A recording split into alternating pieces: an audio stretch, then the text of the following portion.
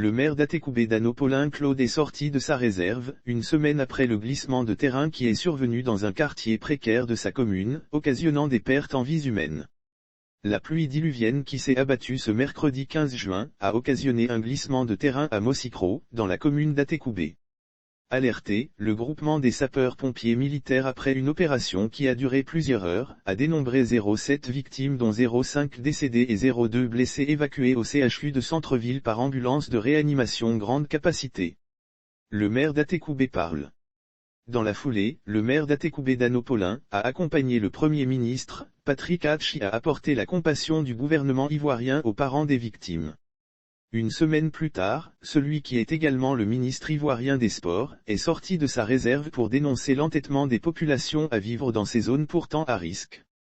C'est une question qui donne à réfléchir. Nous sommes face à un problème pertinent. Les élus locaux en liaison avec le gouvernement avons mis en œuvre un plan pour sécuriser les populations vivant dans les zones à risque.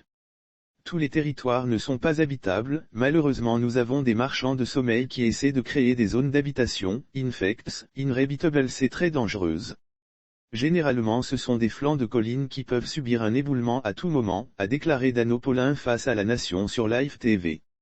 Lire aussi Côte d'Ivoire / éboulement à Mossicro, sur les lieux du drame, Patrick Hatchi passe un message maire d'Atécoubé depuis 2001, Paulin estime que les autorités jouent leur partition pour empêcher les drames de cette nature et pointe du doigt, ses parents, qui mettent en danger la vie de leurs enfants en les faisant vivre dans des zones à risque.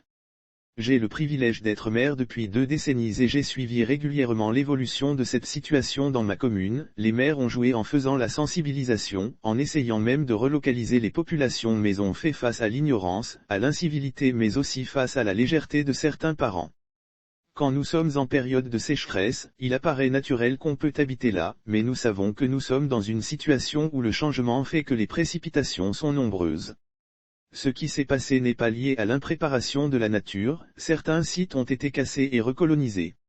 On ne peut pas être partout en même temps, nous n'avons pas le dos d'ambiguïté. On ne peut plus laisser prospérer les quartiers précaires Paulin a ajouté.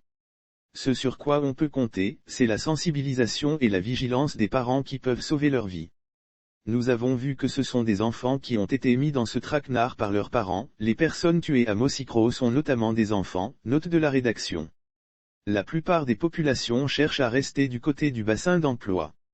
Leur bassin d'emploi est essentiel pour leur installation. Dans le cadre du 4e pont, beaucoup vont être relocalisés du côté de Songon mais nous savons que ça va être une autre bataille, elles feront tout pour revenir au bassin d'emploi parce que ce sont des petits commerçants artisans qui travaillent en direction d'Adjamé. Nous devons rester dans la vigilance. On ne peut plus laisser prospérer les quartiers précaires, a averti le maire d'Atécoubé.